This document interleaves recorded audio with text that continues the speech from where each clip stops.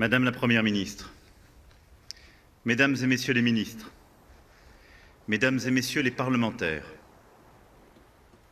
Mesdames et Messieurs les officiers généraux, Monsieur le Préfet, Monsieur le maire, Mesdames et Messieurs les élus, officiers, sous-officiers, officiers mariniers, soldats, marins, aviateurs, chères familles, Mesdames et Messieurs.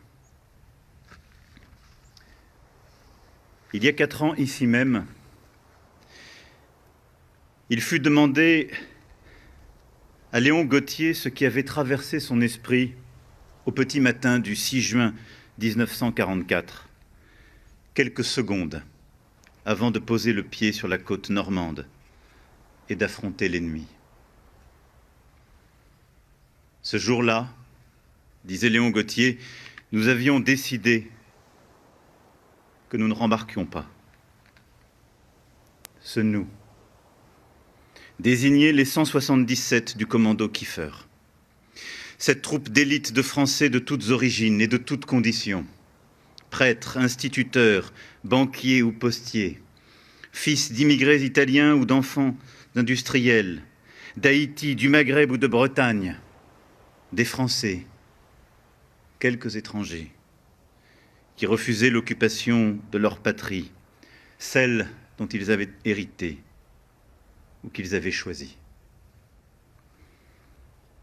Des hommes simples, qui n'avaient qu'un seul dessein, libérer le pays de l'occupant nazi. Ils avaient voué leurs 20 ans à effacer la défaite de 40. Ils étaient déterminés à faire le sacrifice de leur jeune vie pour qu'une vieille histoire, l'histoire de la France, continue de s'écrire. Et ce 6 juin 1944, mort ou vivant, pas un ne rembarqua.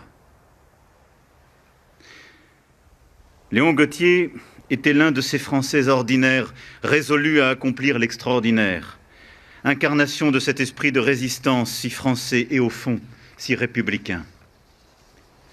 En février 1940, il voulut s'engager pour défendre la France.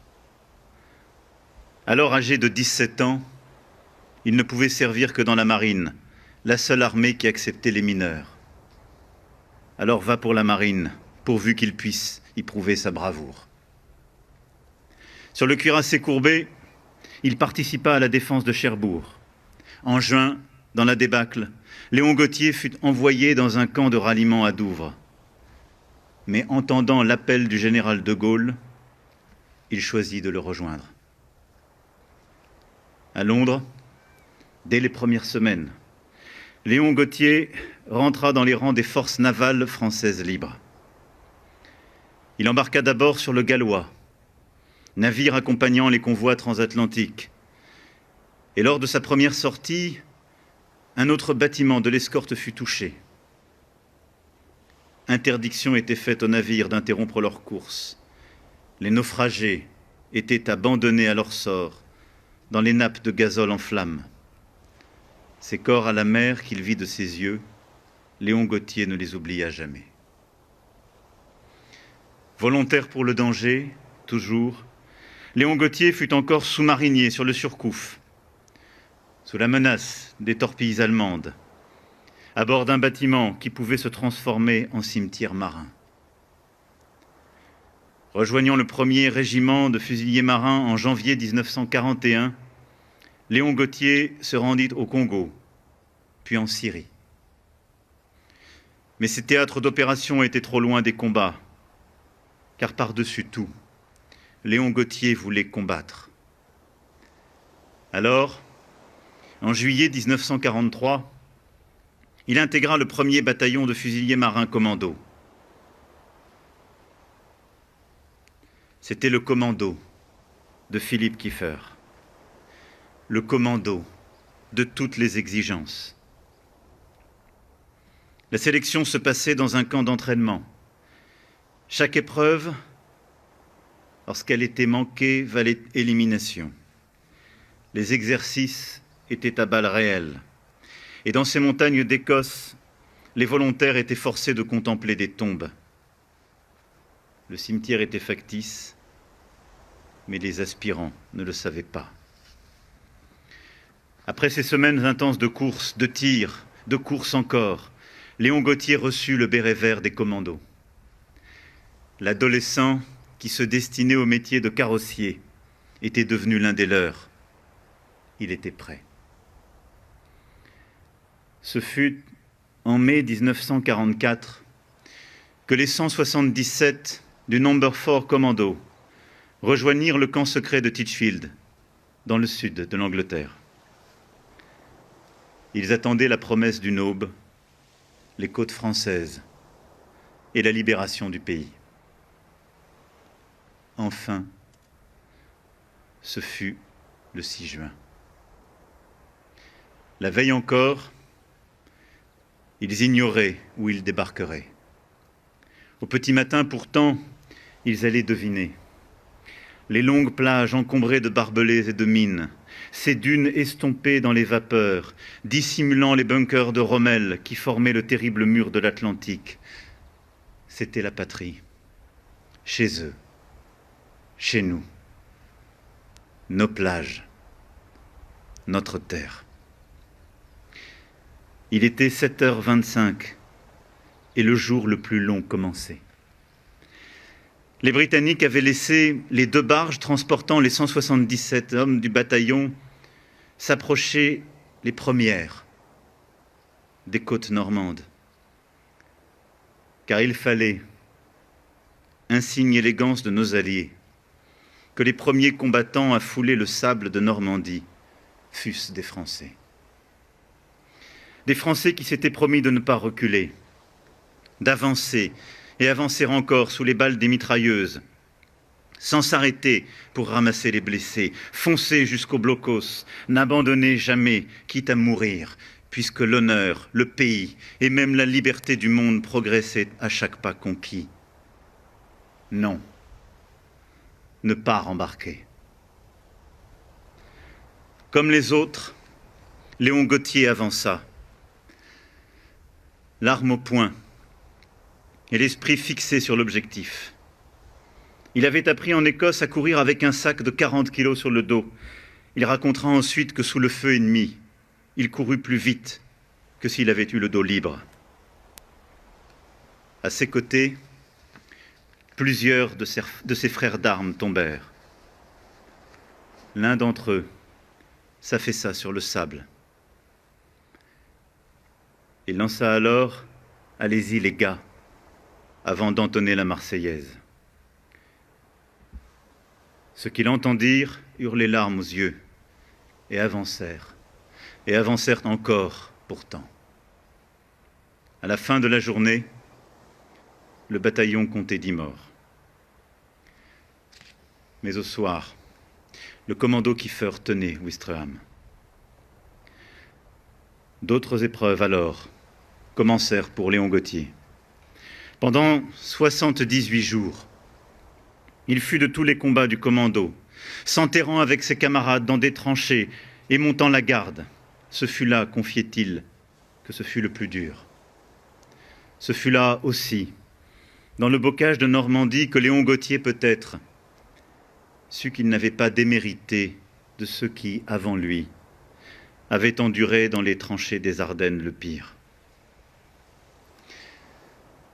Après avoir libéré Saint-Maclou dans l'heure et rempli tous les objectifs tactiques qui lui avaient été confiés, en septembre 1944, le commando Kiefer retourna en Angleterre.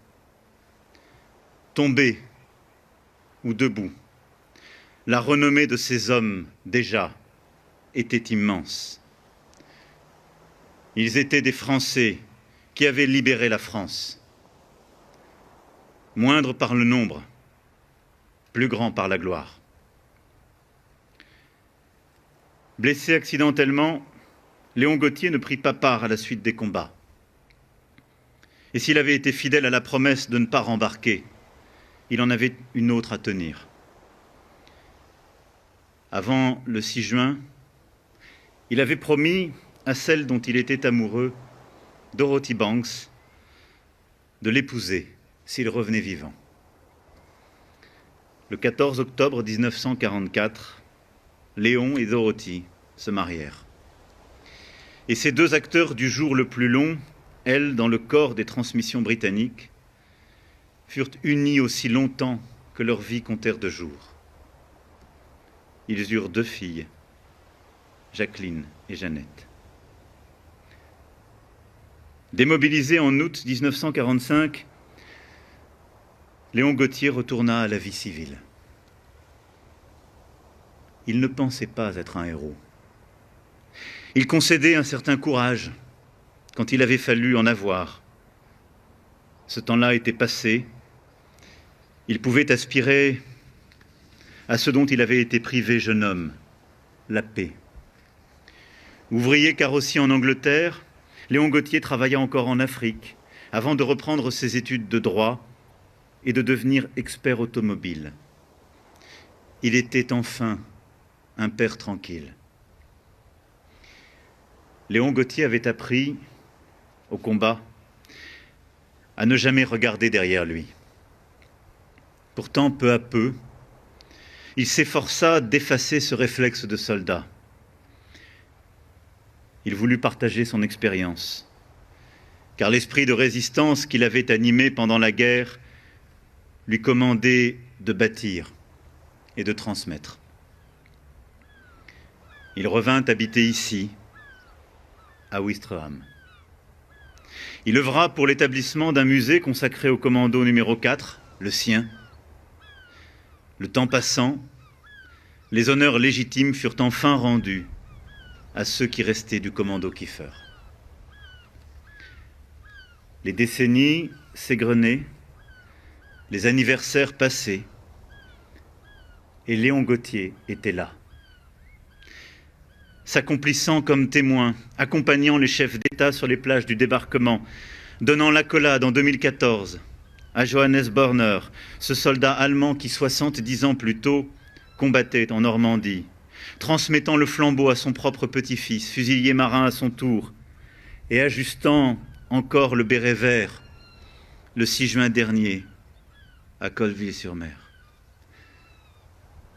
Léon Gautier était là, avec ses sourcils broussailleux, son treillis et son éternel béret vert de commando.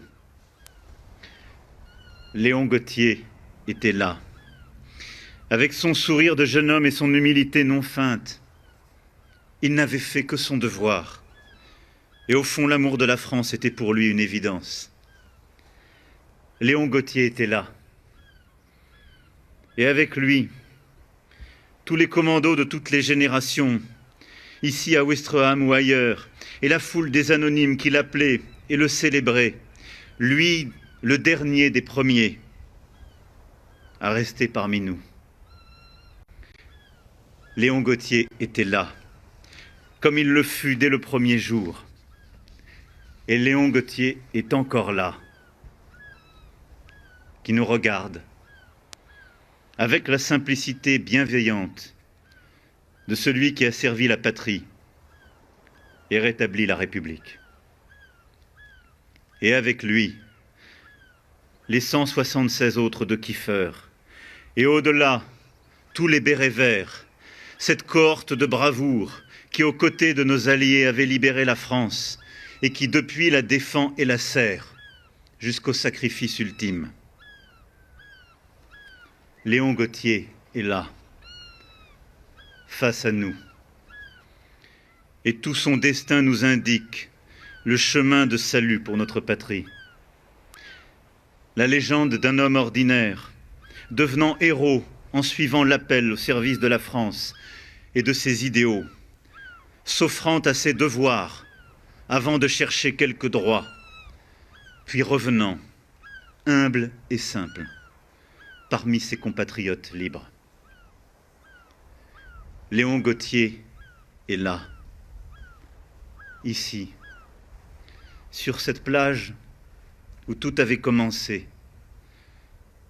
Il est devant nous avec sa légende, la nôtre, offerte en modèle et nous obligeant. Ce 6 juin, ni ses frères d'armes, ni Léon Gauthier ne remontèrent dans leurs barges. Ils allèrent droit devant. Ils étaient des commandos. À chacun de leurs pas, progressait la République, celle qui rassemble nos destins dans un même élan. À chacun de leurs pas, avançait la France, qui ne renonce jamais à être fidèle à elle-même. Là sont les seuls chemins que nous avons à poursuivre. Vive la République, vive la France.